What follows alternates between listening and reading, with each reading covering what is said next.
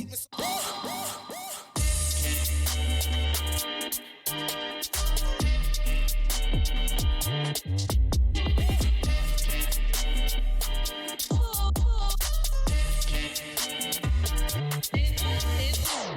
mi gente, and welcome to another episode of Growing Up Spanglish.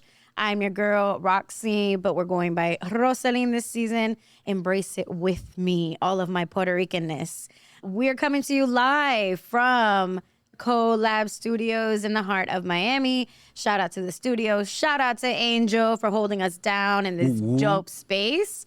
And, of course, my empanada. What's up, guys? It's KJ here. Yes. In the background. And today's guest, we have got Giovanna. I want to say Wendy because it's just so Spanish, but it's Wendy. My name is Wendy Giovanna. Soy Colombiana. I was born in Bogota.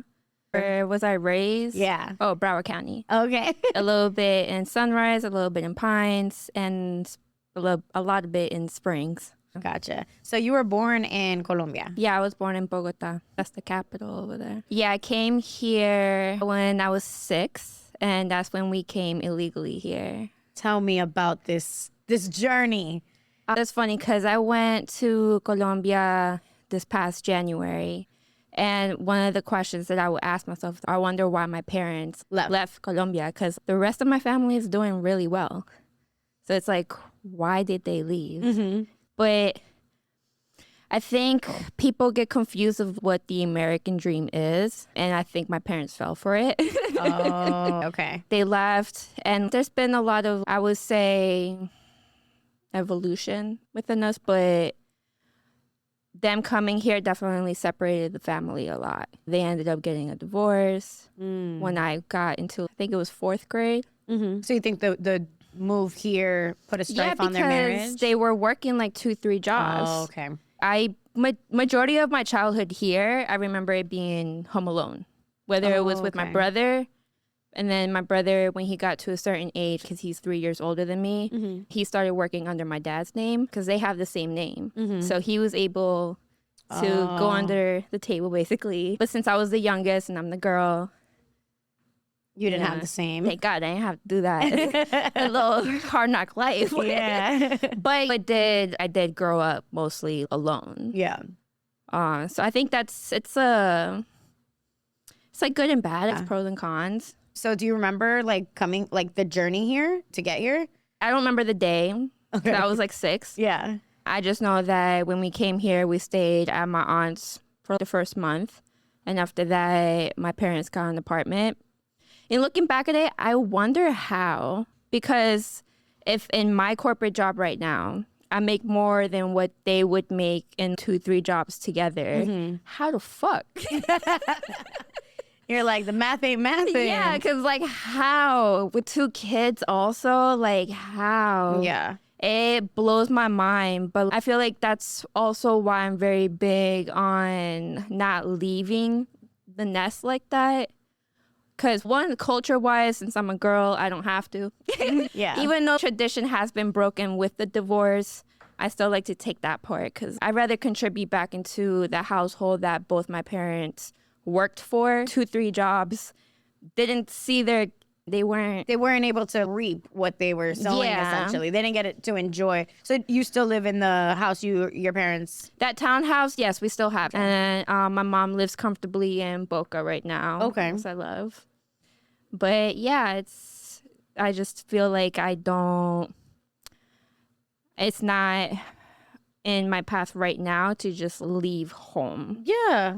Because they did so much to just obtain that. I often think about, I wish that my parents hadn't been put in a position to sell the house that I grew up in, because I'm a person that needs something to tether me to not reality, but just some sense of comfortability. I feel that. And so a childhood home would be that. Yeah, because familiar has your comfort memory. And it's a place to always go back to, in essence.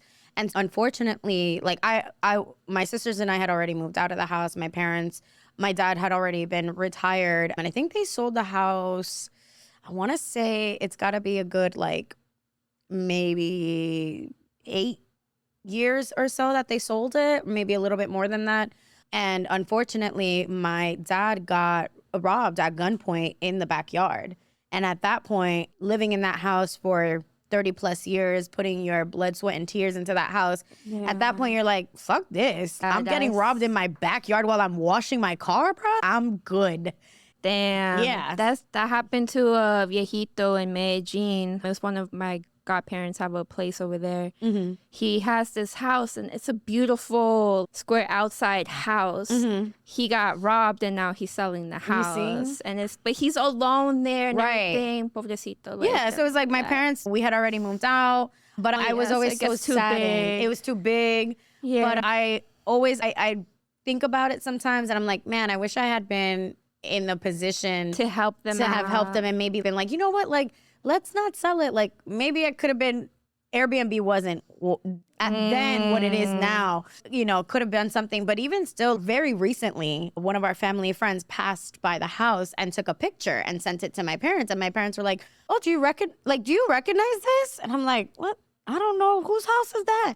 It looks so different. No. But the things that they made changes to, what I'm gathering is that they must have gotten broken into because they put like a heavy duty fence. I grew up in North Miami. Okay.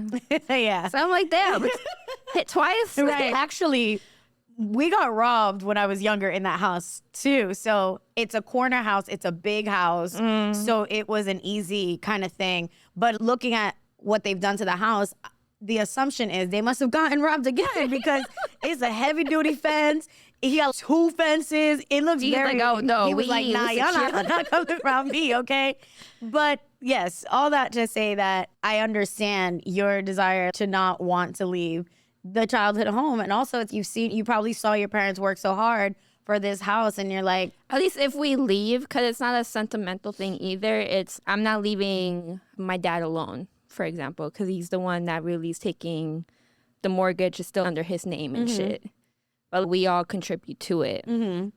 My thing is just not leaving him. So if we're going to depart from that house, we absolutely can. It just has to be smart. Right now, it's not the time for it. yeah, definitely not. Yeah. No.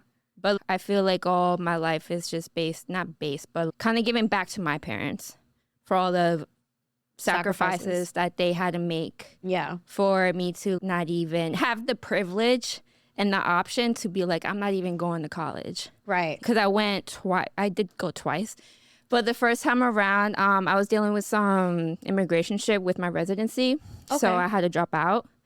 And then the second time around, when that was fixed, I ended up reading The Alchemist.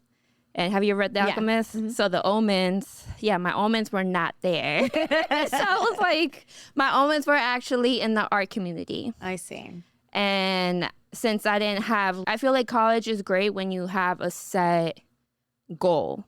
Was that something that your parents were like pushing you to do, to go to college? And more my mom, if anything, but I feel like it's more because it's a comfort way of trying to go through life. It's what society expects you to Yes. do. And like you said, they bought into the American dream. So their American dream includes going to college. Doing all that. And I was just like, I didn't see the point of me staying individual and with, what's it called? I can't even remember neither fucking words. When you're owing money, loans and shit. Yeah. I didn't want to do all that for school, especially if I was going to be a doctor or some shit, okay. Yeah. What did you want to go to school for? Or what In that path did you time, choose? I was just there because that was next. Yeah. After graduating. Yeah. That was next. But when I did leave, I realized I wanted to do more of like art therapy. Okay. But the schooling in that is just like a lot. And if I didn't have such beef with the education system, then it'd be another story. But since I do, and I refuse to pay for classes that I don't need, I didn't end up going back. But I do plan on getting into the field of psychedelic art therapy. And I'm happy to say so far I've done it, even though it's not exactly legal. But I'm in that route. So you attempted to go to college twice. Yeah. And so both times were you thinking about doing the same like major, if you will? No, because it's the first 2 years is just the basics. Oh, okay. Yeah. So you were just like, all right, I'm gonna just go with the flow. I'm gonna just take the classes I need to, but you didn't really have a focus. No. And then once the art community was a very dominant environment in my life, it just... How did you get into the art community? Did you ever hear of Fusion? Is this an art show? It was an art show that used to go... It was in Broward a lot. I don't remember if they ever really had one in Miami. But it started in like Coconut Creek. Okay. I used to go to them. That's where I met Sin. I've met Ashley Outrageous there. A lot of before they were all that. Yeah. I used to go there. And then after that spot, I ended up going to Bel Air Academy a lot. That was like, 2011, 2012. And what was Bel Air Academy? Where Raider Clan, Denzel, and them used to just go and freestyle. They would just be in the shop freestyling. Gotcha. And I was in there I had my camera. I was into cameras like since middle school. I went out there with my camera and I used to just record them. Just being passionate. Yeah, just doing their thing. Yeah, I think that's one of the biggest things about the art community is that you're just around a lot of passion. And as someone that I didn't grow up with a lot of money, like I said, the majority of the time I was alone. So I had to entertain myself. So I had one Barbie. I would make her clothes. Like that was me spending my time, is creating shit to do. Like just creating art. Because that's really all that is. Painting, drawing, all that. And then I got into photography. So after leaving high school, meeting a community that's filled with a lot of people that like are getting into that adult age, still doing art. You were like, wow, it's my people. Yeah. Especially because something that I forgot her name, but who she Melly, was here, she was saying how her artist feels like she's not Latina enough to be fully Colombian and not like American enough to be like from here. And I was like, I completely feel her with that. Yeah. Porque allá, like in Kanji's point, toca las gringas. Yeah. Porque el español no es perfecto. Yeah. They'll be like, oh, she gringa, blah, blah, blah. Here, we had an alien number. Yeah. And why I'm wearing this shirt is because literally the day before I left the country, which was in January, I was in the office and a couple of colleagues were talking about the aliens that were in Miami, the alleged aliens. Oh, the alleged aliens, yes. At the beach. Yeah. And at the mall.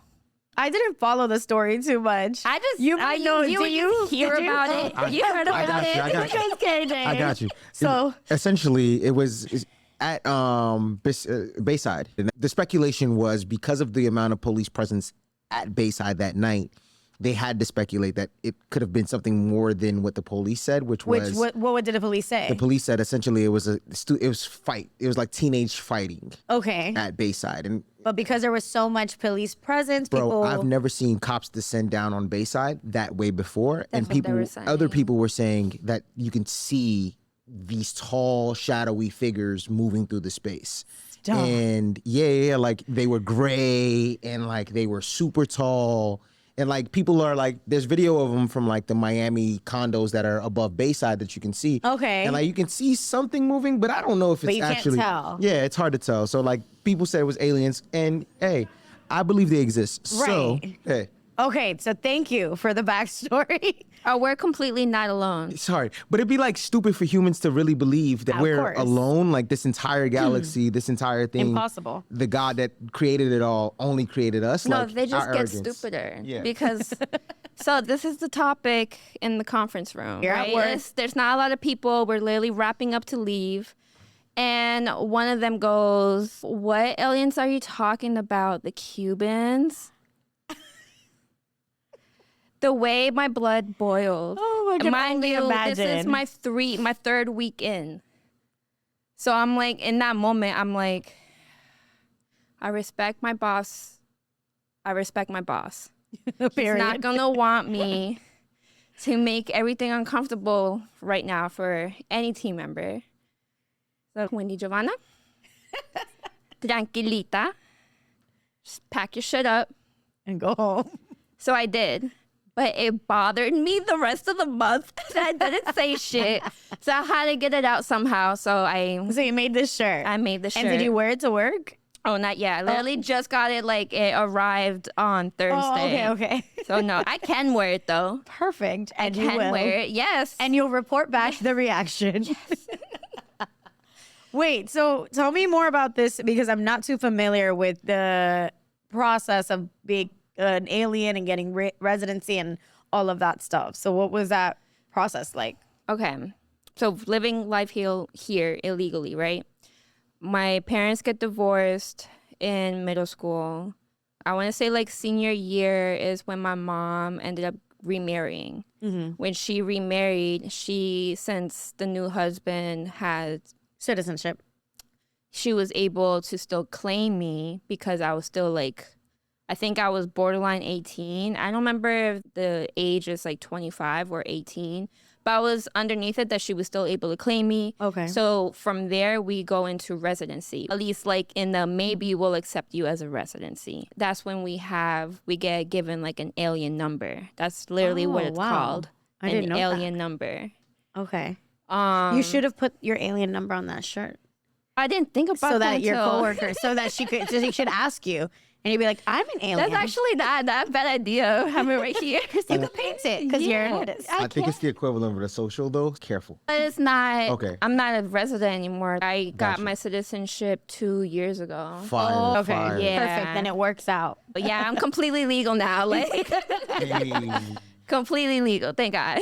But yeah, growing up was interesting, illegal, because something that I didn't realize was like not normal is being aware of white vans, but not because of like kidnapping, but it's la migra. So my mom would tell me if I see a white van, if I come home and there's a white van there, like don't come home. Keep walking. Keep going. Yeah. Oh, wow. So your mom had to prepare you. Yeah, because there were definitely families that were getting like hit with them. I remember it was sometime when I was in high school, there was like an epoca that, a lot of families were getting. We're just la migra here was one day and gone the next. Yeah. Wow. And it would be like overnight too. Yeah. So you grew up understanding your status. Yeah. I definitely had to keep like a low profile, basically. Yeah, it was very easy for me to make friends, even while not speaking English like that. Mm-hmm. But at the same time, I couldn't like fully get too close with people because your mom didn't want them to know. That, and also in that época, like there wasn't a lot of other Spanish people around. Gotcha. There was maybe like one other Spanish person, one other black kid in the class. Like it wasn't like how it is now. We're not the minority. Right. We're definitely the majority. Yeah. But back then it was definitely like the opposite. We were the minority. They would tell me, los gringos le gustan llamar la policía. They like calling the police. Don't get in any fights that if it's a stupid fight, your life isn't in danger, walk away. Yeah. Because she used to tell me that either I get deported or she's going to deport me. I wish I kind of didn't listen to her in certain situations, but it's all right. Did you understand, because you're a child, and something in what's being told to you or explained to you is pretty heavy. Did you understand, or were you like upset? I feel like I understood. Like I said, I just kept it in mind that I couldn't tell people too much about me. Did this affect your ability to, you said you could make friends. Yeah. But like you couldn't get too close to anybody. Was that something that affected you? I would say probably, but it definitely pushed me to be my own best friend. Gotcha. And I feel like that's why my spirituality is, I'm very bonded with God in the sense I consider God my best friend, which then it's like my reflection of me. Yourself, yeah. And I feel like I got that the most because I was mostly alone. And I feel like that definitely created me to be like an antisocial butterfly because I can be very social. Yeah, you be outside. Yeah. But at the same time, I don't But you're be very outside. quiet. Yes. You're also quiet in person, or perceived to be quiet. Yeah, and I like that because at the end of the day, I'm very nice, but I'm not friendly. Yeah. To see my personality is something that has to naturally come out of me. Like, I guess I have to like you. And I hear that. I totally understand. So a lot of times I don't care for people to get to know me because I literally don't care if you like me. And right now I'm like chilling. Yeah. So I want to come out and be all like, I am. But if I don't, then. What do you think, or maybe how did you, I guess, discover like spirituality? It sounds like you did it at a young age. So I grew up Catholic, got baptized when I was a baby. I don't understand why babies get baptized, but I got baptized in Catholicism. When my parents divorced, they dove into Christianity. So I dabbled in Christianity. What kind? I have no idea. Oh, okay. Not the boys yet. Okay. To me, everything is just like Catholic Christianity. I didn't even know there were like levels within them until the last 5 years. And I feel like I really stepped into my spirituality a lot more was when I got heartbroken about like 13 years ago. Mm-hmm. And it just made me focus, like really focus on what the fuck I want to do. Like I'm at a high school. Heartbreak will do that to you. I just like, what? What am I going to do? Tienes que hacer algo. Like, algo. Yeah. And art, creating, just, I feel like that is very intertwined with spirituality because you're creating. Yeah. And in a way, you're creating life. So to understand life, I feel like you have to pay attention to life and let life teach you about life and talk to you about life. But for that, we really have to, like, in a sense, close our eyes and listen. But it comes with solitude. Yeah. It sounds like everything that you are today is attributed to, in essence, being forced to spend time alone, but then also embracing it and being really able to learn yourself. Yeah. It was funny. I literally just realized this. I got baptized 3 times then. One when I was a baby in the Catholic Church, about 10 years ago in the Christian environment. Mm-hmm. And then I'm going to count this, but January when I was in Mexico with Florida Witches retreat that she had, she baptized me over there. Mm-hmm. And I'll count that. I definitely count that. So spiritually, I just got baptized in January. Yeah. So your spirituality is very important to you. Oh, yeah. It's literally everything. I put it over everything, everyone, everything. Why do you think, like, it's something that's so, I don't want to say important, but it seems almost just second nature? I feel it's because love is our first language and it doesn't get looked like that. Like, I feel like people view love as something being mostly just romance when it's deeper than that. Mm-hmm. When we first come out of the womb, we literally crave love, having that skin to skin, embrace, right? Mm-hmm. Being held. That's literally love being transferred.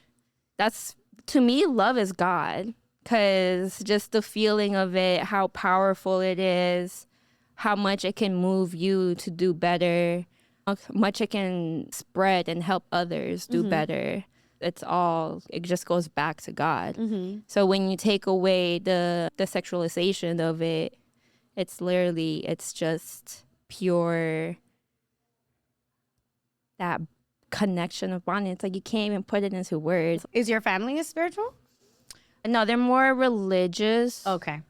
But it's yes and no, because it's not like my parents are blindly, because some people are like blindly religious. They're not fanatics. I wouldn't call them that. They're definitely very big with the church. They used to go every single day. Mm-hmm. Now they go, I want to say collectively, they go 2 or 3 times a week.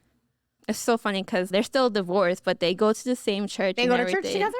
Not together, but they go to the same church at the same time. Like, it's not a meetup, but they do that. Okay. And I can talk to them about God. We can sit down and have full-on conversations about God, and it's not on some, I know more than you because yo voy a la iglesia. Yeah. Because I always say, iglesia es en el corazón, like church is in the heart. So I carry it where I go. Right. And the best way to really get to know God is by talking to God. And you can do that like outside the church. Right. So we can have like conversations so we can see eye to eye, but we just still. Do you have debates? Is there points of contention when it comes to religion versus spirituality?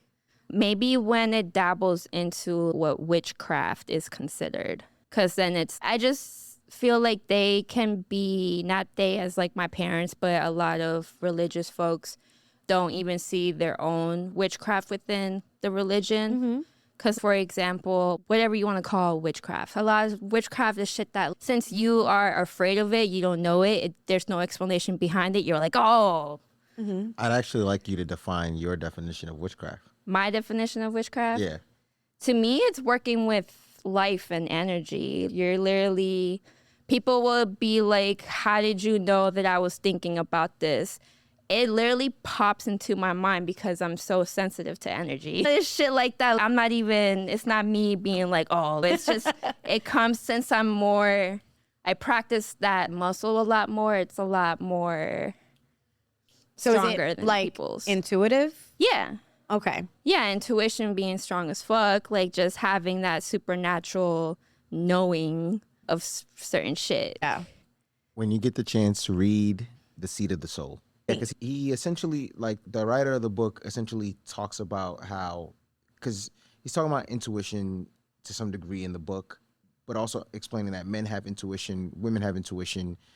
Intuition really gets honed in on the second you start to strive for your higher self. And when you start to strive for yourself in regards to reaching for what your soul wants to do, not what your physical being wants to do or personality wants to do. It's all within the aspect of I'm aiming to complete whatever my soul's mission is. So it sounds along the lines of something that you would enjoy. Yeah. Check it out when you get the chance. See, I call myself very spiritually inclined. I've been called witch like my whole life. I happen to come with the features of it, so like I'll take it. But really, I'm just spiritually inclined as fuck. And I feel like witchcraft, there is a side of witchcraft, which is the sacrificing and all that stuff. Like that's not, I feel like the word just gets thrown around. If this table looks like it's elevating, then it's witchcraft. It's not. So these are the conversations that you have with your parents where they don't get behind what they consider, or in general, like you said, the religious people, like I guess the word bruja more gets thrown a lot. Not, I wouldn't say it gets thrown a lot, but since I accept it, like I embrace it, it's something that I know they'd rather me not. Do they think that you're like practicing or like? No, because like I said, like we can talk about God. They follow me on social media. Like I'm not into some blood working shit. Yeah. The most of that is literally our periods. No, I can't help that. Yeah, that's Mother Nature. Take that up with God. Okay. Yeah. But thankfully, my parents aren't against me. I can talk to them. Thank God. Because I know a lot of people don't have that comfortability with parents. And it is a journey in itself, because I would say my dad has been more accepting of me than my mom. And my mom had to come around to it. But now that she has come around to it, it's a lot more smoother. Yeah. It's a lot more fun. It's more loving. We can enjoy being friends. Gotcha. What in your family in Colombia, do they also throw the word bruja around, or? So they do shit, like culture-wise, they do shit that falls in that realm. So for them, it's normal. And I'm like, no wonder. La bruja estás en la familia. Like, it's in there. And I'm like, okay. Yeah. I see it. I like it. Okay, so these are my people. We understand each other. Gotcha. To a certain extent, yes. Because at the same time, I may have been born in Colombia, pero todavía me ven como una gringa. I go over there as long as my Spanish is not perfect. They're always soy una gringa. Yeah. And here, my English is pretty well. But once I get mad, it doesn't go. It just goes like in between, because I'm used to hearing my parents like scold at me in Spanish. Right. You like, argue in Spanish. Yeah. You say so like Spanish the Spanish and the English is like Spanglish in my head. Like seriously. Pero Yeah, and here you still get separated. That's why I'm owning being an alien too. Yeah, you're 'cause embracing. It's just, me va a tocar lo mismo con la gringa entonces. Because we literally can't fully fit in neither. So I'm glad for the art community because I've never felt that way in the art community. I can go anywhere where there's artists and feel at home. Even in Colombia. Pero outside of that, it's like you can't... You can't fit in. It's not even deciding because it's like you don't fit in. Right. Like in high school, majority of my friends were Caribbean because like I wasn't Spanish enough to really fit in with the Spanish. Then there's that part, yeah. And so then I wasn't American enough to really fit in with Americans like that. But the Caribbeans and I. Got it. Yeah, that makes sense because if you grow up with a lot of people who are not necessarily from the same place that you're from, it does also create, it's a whole different culture too. Yeah. You know, when you're growing up with Caribbean people, that's a whole different vibe. Yeah. So I hung out with Caribbean friends, but then I went home. Even though like my parents did work a lot, when I came home, I didn't come home to an American household. I came home to a very Colombian, like everything. Yeah. So if you're going home alone, were you cooking for yourself? My mom was afraid to teach me how to cook because of how much I was home alone. Oh, okay. I know how to cook now, but I didn't start till like later. I'm definitely a late bloomer in life, I feel, because of all this too. So what were you eating? Damn, that's a good question. After school? I don't think I did, actually. So you just had to wait until your mom came home or your dad? Yeah. Damn. For while they were working, yeah. But once I got to high school, it was different because I was out with my friends. Maybe you ate at their house. Yeah. Like, I didn't starve. Right. Yeah, we did live I don't like calling it like a poor lifestyle, but it definitely wasn't 3 meals a day type of thing. It wasn't that. My parents did the best that they could. Absolutely. Well, like, your mom gets home, what's she making? If it was like something fast, I remember sometimes she would grill a steak and then dos pancitos. And there you go. Yeah. That was if we were, I think, short on money or something. Because that seems like a low budget dinner for everyone. But my mom, I mean, when she did have the time, she was so throw down. Sopa, arroz con pollo, paella, like all that good shit. Were you consuming American TV, music?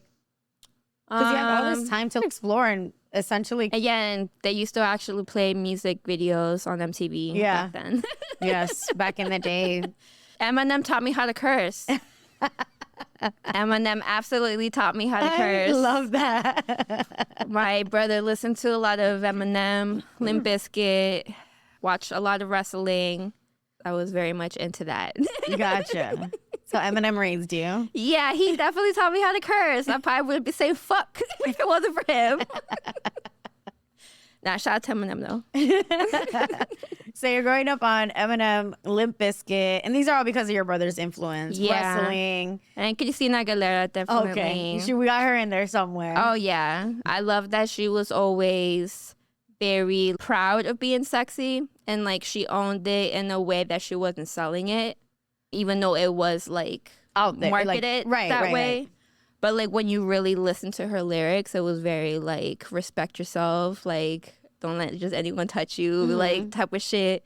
So I always loved her for that. Oh, obviously, so you're a her big voice. Christina fan. Oh, huge. Yeah. Huge. I love that. Yeah. Actually, my friend who I used to work at the casino with, he's in Vegas right now, and she's doing her residency over there. And he got to hug her.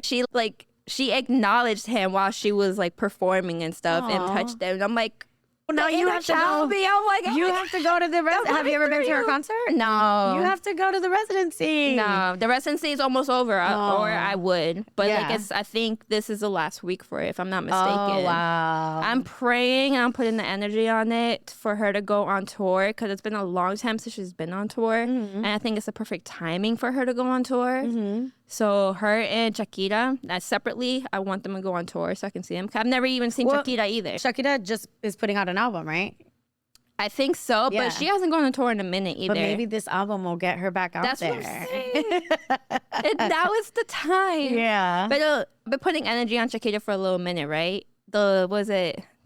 When we were here, the last one we were here for Kanji's episode, tell me how while we were here, she was across the street from my house. Really? Because her child was playing football ahí en el parque, in the park. Oh my God, so And I'm like, close. what are the odds? There are no odds, because I really do feel like God conspires with me. Yes. I'm like, she's gonna be back. So by the That time was you got there, fun. she had already gone? Yeah, I got there like way later in the day. So but somebody was like, yo, but my Shakira was there. my brother actually told me like the next day. And I'm like, Oh no my fucking God. way. She was in Coral Springs. Shakira. Wow. How do you feel about Christina doing Latin music more now in her like later I part think of the career? it's great for her because she came out at in that época, in a time where it was like you have to be one or the other. But if you're gonna be an American artist, you have to be literally American. I feel like Shakira dyed her hair and everything to look and fit American, the yeah. American role. Yeah. I just always found it interesting that, and we talk about this a lot with our friend who has worked in the music industry. Know if it's a necessity, but there seems to be like this desire for a crossover into American music, and that it's once you cross over, you've made it. But my mindset is that the Spanish speaking world is bigger than the English speaking world. So why do you think that you need to cross over here? It 1,000% is. It's 1,000% it. I think the thought process is like the major label, Universal, right, is an American-based label. Right. So like it's the most major label outside of Warner Brothers, Sony. So the opportunities, and then all of these labels have like smaller boutique labels. Like even Bad Bunny situation, I believe he's independent through Rivas Entertainment, right? But I think Rivas Entertainment has some tie to Sony or something like that. So even from that standpoint, it behooves them to grow in the U.S. market, even though they don't need it necessarily, because it's where the business operates. Gotcha. They're playing the cards of the game from the standpoint of, I have to appease this market because that's the market this business is mainly focused in. Gotcha. So if like McDonald's, like even if you did it somewhere else, it would still have some of the American options because it's an American-based company. So I think that's, don't quote me on this. I think that's where it is. I could be completely wrong. I've never worked at a label myself. Yeah. I just want to say two things. One, McDonald's is definitely way better internationally, I would say, but in Colombia, oh my God. They have a McFlurry of Milo. Do you know what Milo is? Yes. I was like, They study that. That's part of their thing. So like in India, they don't serve hamburgers. They only serve chicken options because the cow is sacred in India. So they study the market and understand, hey, I'm going to modify this for this market. This is the drink that they drink here. I'm going to make a version of that. Do you love the Milo McFlurry? oh my God, It was the so best thing good. ever. I was like, wow. floored.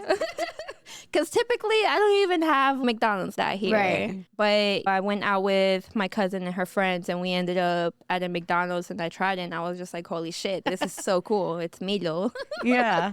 That's funny. But I did want to say also that, like, yeah, so Christina was living in a time where doing a Spanish song here and there was like, okay, cool. But she was coming out as an American artist rather more than like a Latin. And also, she plays into the American look because she's Yes. blonde and blue eyes. Yes. Yeah. So a lot of people were like, what? She's Yes. Spanish? Yeah, I didn't know she even really spoke Spanish Yeah. or anything until way later on in my life. We need to look up what is her nationality? Puertorriqueña, I want to say. No way. Yeah. No way. We need to look this up can look right it up now. real quick. Yeah. Because if I'm Christina not mistaken. Aguilera Puerto Rican, I'm putting her name on my bank. There's a song that she was like, I know she that did a said song that. with Ricky Martin back Yeah. when I was younger. Pretty sure she's Puerto Rican. No way. We'll come back to it. I'll find it Let's for find sure. out, 'cause I'm gonna we need find to out. know. But I love living in a time where Caliuchis and Bad Bunny Yes. can come on and be like, fuck all that shit. If Right. I want to do a Spanish and English at the same damn time on the same damn song, Yeah. lo puedo hacer. Yeah. I love Y todos se lo van a Caliuchis. comer. Yeah. Tina found it and said it's from Ecuador. She's from Ecuador. She's from Ecuador? Ecuador? yeah. We need to get Christina Aguilera Yeah. on the Growing Up Spanglish podcast so she could talk about her Ecuadorian father. Yeah, her father is Ecuadorian. Good job. What about her father's mom, Ecuadorian. though? Her mom, I think her mom must be. was American-born, but of Welsh, Dutch, and German ancestry. Apparently. I think she's Interesting. Puerto Rican. That's so This interesting. is Google, so don't sue me. Allegedly, I gotta double allegedly. check. I think it's because she made this song with, she did do a Spanish song with Rick Martin. So. Yeah, and in that song, she literally said, I am full blown Boricua. Dun, dun, Really? dun, dun, dun, dun. Oh, Dun, dun, dun, dun, Her dun, man, dun, dun, dun. the one that she has a child with, I think he was Puerto Rican. Maybe that's That's what it was. Yeah. We'll dig deeper because I need Christina Aguilera on the Growing Up Spanglish podcast. That'd be so cool. That'd be amazing. What? My fault. Tina's losing her mind over here because like she went down a rabbit hole and found out that Mariah Carey apparently has Venezuelan in her blood. Look, child, look. She Googled it. So we gotta. I some used grain to of think it was okay. So let's talk about this, right? I used to think it was like a little annoying when an artist would all of a sudden be like coming out with Spanish music. Like, for example, Selena Gomez, right? Like, Okay. it used to irk me so much. Reason being because you played the white card, you played the American card, and now Oh, you mean it like it's a benefits Latin? Now it's benefiting you to be Latina. So now you're coming out super Latina. You're making a Spanish album, and it's something that I struggle with because part of me is no, let's embrace this person, and I'm happy that they're getting to know that side of themselves. But then the other side of me is just that's messed up because some of us we can't turn that off. We've never turned it off. This is Yeah. who we were 24/7. How do you feel about that? Okay, I have a question. What stopped you before with going by Rosaline? Oh, I was always Rosalyn. Yeah, but like, In college, I started going by Roxy. okay. And it was just because people started calling me that because I had Okay. blonde hair. okay. Yes. So my family and people that know me in real life grew up with me in a sense. They call me Rosaline. I never had a nickname growing up. Yeah, I didn't have one of those. Okay. And it was in college when people started calling me Rockstar, and then Rockstar translated to Roxy. Roxy, And then I just okay. ran with it because Gotcha. in college is when I decided to get into radio. Okay. And so I was like, oh, Roxy will be like my radio name. Yeah. And that's when I ran to it. And then now that I'm like really more establishing in this. Which I love, by the Yeah, way. I'm like, I can't be Roxy. I need to be Rosaline. That's my name. So that's why I'm getting back into it. Yeah. Okay. I asked that just because as artists, we go through our journeys of like, in a way, like self-identity. Yeah. Like when I first decided to be an artist, like I'm like, I've always been an artist, but I didn't click in my head that I could actually be this in my life. Like I could continue doing it until like maybe about a little bit over a decade ago. And I decided to go as Giovanna 13 at first. Okay. That was 'Cause, your like, artist name. Yeah, because I love the number 13. 13's still my number. And I just did it for a while. And then I was like, no, I want to like incorporate Wendy in it. So I went from Wendy Giovanna. But then people like gravitate towards Wendy more because it's easier to remember and pronounce. Yeah. And I get annoyed by that because I feel like Wendy is so personal. Even though Giovanna is still, it's my birth name, it's my born name. Yeah. It's on my birth certificate, Yeah. Wendy Giovanna. Yeah, some people like just to gravitate to the other one more Because it's easier. Yeah, and I'm And just it's like, Americanized. yeah, because it is also an American name. Even though my parents got it from a song in Colombia, that's why. Okay. That's why I'm Wendy Giovanna. So that's why I took Wendy out. I'm like, but for everyone else, I'm Giovanna. Yeah. And I just stuck that way for the rest of the time. Cause I'm like, Giovanna just feels right to me. So maybe these artists are just going into an era where they're like, Especially when they're like Selena Gomez, for example, like she grew up in Disney, was it? Yeah. Disney or Nickelodeon? I think it was Disney. She's a Disney kid. Yeah. Okay. So they get pushed in so many directions. Like they're True. not even making the choices. That's Marketing wise, they're there as the product, but not even making, they're not driving the car. They're not making.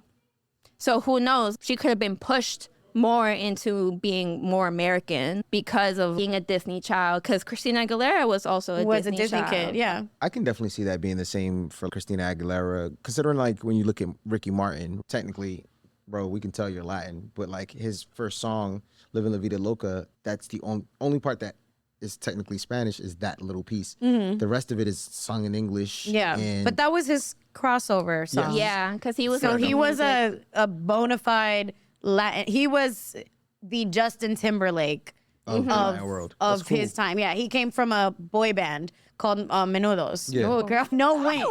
Okay, she knows history. Okay, so when he did that crossover, Yeah. he was already like a bona fide pop star in the Spanish world. That makes sense. Yeah. So maybe that, I think going back to what you're saying in regards to just the time, right? The time dictated, hey, America's the biggest market for music. The time might have dictated Yeah. you have to work there. The right? time in the market that they're Yeah. currently in Yeah. that time. As to compare now where you look at stars like El Audio or Bad Bunny and they're like, the shit's happening on their own. Like they're not Right. necessarily waiting for the label to do it or the business to do it or the business to accept them. The markets are so large that it's just all becoming this big melting pot and they break in their countries first. Yeah. Right? And then they come over and work in the U.S. and say, and so okay, this I'm here. kind of goes to my previous point about this idea that they feel like, oh, once I make it in the American market, I've really made it. When you have people like, who's this guy that we were talking, Peso Pluma? And I'm just like, yes, the American market is now hearing about it, but this guy is Mexican. Mexico is a country in its own. yeah. And he's already known there. So him being now pushed into the American market or doing that crossover, he's new to y'all, but he's not new to this. Yeah. So it's something that kind of irks me a little. I totally get it. But even from the standpoint, let's step outside of the Latin market, right? And looked at like Nigerian artists or South African artists, right? We're talking about like Tyler, and the African market is so big. And that understanding that Africa as a continent is maybe 2 times the size of the U.S. Right. Why would you not focus in on just growing in Africa and then letting the rest of the world figure out at some point? I just think it's because America lives in consumption versus the rest of the world's. Yeah, I might listen to one song. I'm not so in depth in that. Like I'm a consumer and I'm But spending so much. I will say this, and reality shows are not to be taken that serious, but there's a show on Netflix. Mm-hmm. I think it's called Rich, Famous. And African. Yes, African. yes, Okay. yes. I ate that thing up because it was really good. It was really good. You see? I really enjoyed it. But here's something that was like eye-opening for me. A lot of the artists, and again, like I said, I don't know how much truth there is to it, but it did seem like some of them, at least the main ones, the main artists that were part of the cast were actually like well known. Mm-hmm. And I was just floored by the amount of wealth that these people had. Like they were like rock stars. And so that's when for me, I was like, it's You're new already to lit. us as Americans, but these people are bona fide rock stars in their countries, which are bigger than us. I completely feel like I agree. Like I get what you mean. When you said that kind of irks you a bit. Because when Shakira made the crossover, it irked me. Because I was Yeah. like, why are you trying to be so American? She dyed her hair, she's singing in English. Mind you, like I grew up on Shakira. Right. Rock star. That's- yeah. Shakira. I know her. I can still remember lyrics to her Right. songs and shit. That's how much I listened to as a youngin'. Like your muscle memory is crazy. But I remember having like irritation of why are you completely changing yourself to fit into a market that doesn't accept us. And doesn't understand you because Especially in that time, because Yeah. ahora it's a whole different story. Literally, like It's a melting pot. And I think it's awesome being a melting pot because I feel like South Florida is a huge melting pot. Right. So seeing it as a nation, it's cool with regulations.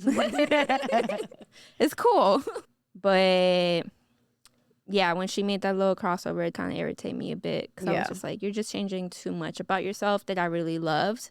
But then I get the whole, like, how we were talking about before, the American dream. Right. Because I'm sure they get their own version of the American dream, making it as a star, as an artist here.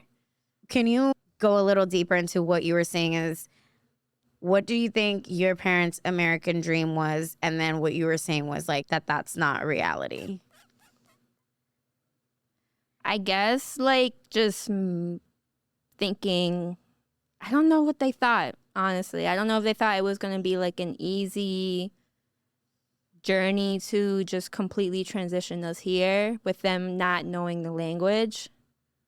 My parents know the language now, but like for a majority of my life, they were not speaking English.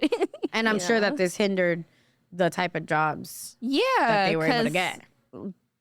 The jobs I get now, like they still wouldn't be able to get those jobs. Even though my dad went to college and everything in Colombia, but he can't use what he learned over there like that here because of that language barrier. And also because he would have to start all over at school. And it's not just speaking. It's literally like reading it fast, understanding it fast, just all the different concepts and shit that gets thrown at us. If you didn't grow up here, actually going to school here, it's a lot harder to just jump in and be like, grasping everything.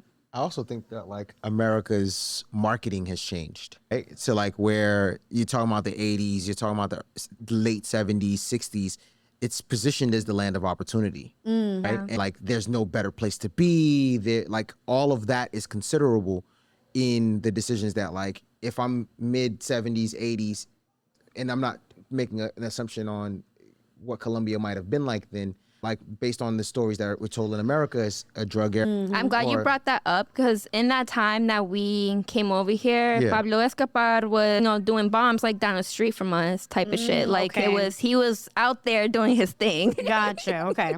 It was very present. So even from that standpoint, I can understand anyone looking at America and going, well, they say it's the place to be, right? Yeah. Like it's changed because we also understand it's not as cheap as it once was. The opportunities are for those who are educated to a certain degree now, right? The jobs also are no longer industrial. They are now sedentary and thought-based jobs as to where like 70s, 60s. You can come and be in a factory. Exactly. And, you can nail it down. You're building cars. We're exporting a lot more as well during that time versus now where we're not. The biggest exporter in the world is China, right? Like if I'm an immigrant, I'm probably looking at China like maybe that's an opportunity. You know what I mean? Now versus the U.S. Yeah. Yeah. What did you think about the Griselda series? So I actually haven't watched it yet. Oh, okay. Pero they actually had a Colombian novela based off her a while ago. A Mexican actress actually played her. She did a great job. Was this? It was called Griselda Blanco, La Viuda Negra. Oh, I never. Where was like on Univision or something? Yeah, like Telemundo, I think it was. Oh, okay. Like this was like a minute ago. I'm sure you could probably find it now. I want to look it up. Okay. But what I really liked about it. Up until a certain part, it was based off like what she actually went through. Because she grew up very poor.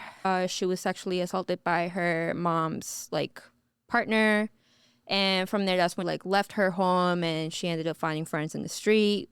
It's very common over there for them to get into pickpocketing and all that shit. Yeah. So that's how they would make money. And then she killed her first person or whatever from kidnapping a wealthy student. They like her and her little like kidnapped them and accidentally, I don't know if it was accident, allegedly, because I wasn't there. Right. But that was like her first kill, and like that's how they ended up like knowing her name, and that's how she met like her husband, who got her more into the that industry, and she just surpassed everybody, and she ended up in New York and Miami, and a lot of the Miami cocaina's like money and shit actually was like funded from her. So it was like, I love her story in the sense like it was a woman doing it, not necessarily all the shit that went down. Because I think that's what I was seeing. A lot of people were like, oh, why are we glorifying this person? You know, she hurt a lot of families and this and that. She taught Pablo Escobar. Pablo Escobar wouldn't be Pablo Escobar if it wasn't for Griselda Blanco. And I think it's cool that people get to know her name now, because when that first novella came out, people didn't really know. No, they didn't, not even my family. Like, no one. Really? Yeah. In Colombia, they knew Pablo because he was bombing everyone. And she surpassed him in the sense that she didn't get killed until she was, I believe, like in her 80s. Yeah, she had already done her time in prison. She had already went back to Colombia. And they just got her at a little butcher at a deli shop. Yeah, something like that. Yeah. Already retired out the game. So, yeah, like she had her kids. Like her kids had kids and shit. So I was like, I think it's cool that she made it, and she made it to old age in that game. I just always wonder why she wasn't smart enough to not go back. To not go back to Colombia? Because that's still home. Well, she should have known that they was going to always... Yeah, but same way she figured out how to get cocaine here, she could have figured out how to get her ass. At the same time, you know, you're probably going to get to a point in life where it's just like, fuck it. You're tired of running, yo me quiero ir a la casa. I want to be home. I want to be in the culture that I love. And si me matan ahí, me matan ahí. Porque, like, what are you going to do? Yeah. You're going to chase life forever? Like, at the end of the day, we still come to that conclusion. Right. Well, with like some peaceful Cuando day. te toca, te toca. And yeah. So, yeah. Do you have a Colombian phrase or saying? I'll say two. Okay. Ponte las pilas, which in translation in English, it means like put on batteries. Mm-hmm. But it really means like lock in, focus. Yeah. You know, stay focused. And then no es papaya, which means, because over there, like, it's very common for everybody to get like robbed and shit. Okay. So no ando papaya is like not putting yourself in a situation where you're like asking to get robbed. Okay. So that's what no es papaya means. In America, that'd be like, hey, bro, you know where you at. You hang that up. Like, you wasn't supposed to be there, and you ended up there. All right, good luck. That, or if you're like in a certain environment where if you show off a little too much. We know. Yeah. So we're gonna do our little trick to see if you can. Have you ever had the cookies in here? I have had the cookies in there before. Okay. And then I've obviously have been excited to open it and just see. What have you seen in here? Para coser. Yeah. The needles and stuff. Yeah, the sewing kit. So what do you think is in here today? Honestly, I really have no idea. I don't know. I don't know what you would give me. All right, open it up and let's see. I can't shake it or nothing. Okay. It's definitely like a paper form. Oh my God, I love Nuti. Do you? Yeah, I do. And pom pom booms.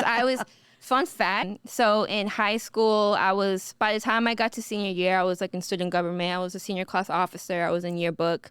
So I would sell these for $1. And I would tell them, I'm like, all right, be careful, because they are addicting. And they wouldn't believe me, but they always come back with their dollar. Damn, you was like, taxing. bro, yeah. Damn, you was taxing. But you know what? It helped pay for prom. So thank you. There you go. There you go. A little entrepreneur. Yeah. Aww. Well, thank you so much for being here. Thank you. And sharing your story. Of course. I'm so glad that you got to share your story and let us know a little bit more about you, because I've been knowing you for a long time. Like, I didn't know a lot of these things. Honestly, this is the very first time I'm actually like fully talking about it. Like, I have friends that knew I was illegal when I was illegal, and they made sure that a situation came about and there was like, I was put away. I had good friends. I will say that. I definitely grew up with good friends. So shout out to you. But it was interesting. A lot of shit that I would think it's normal growing up illegal and shit. Yeah. And talking about it, it's really... Well, I'm glad you got a chance to share your story with us thank you here. for giving me the space for it. Of I had a lot of course. fun.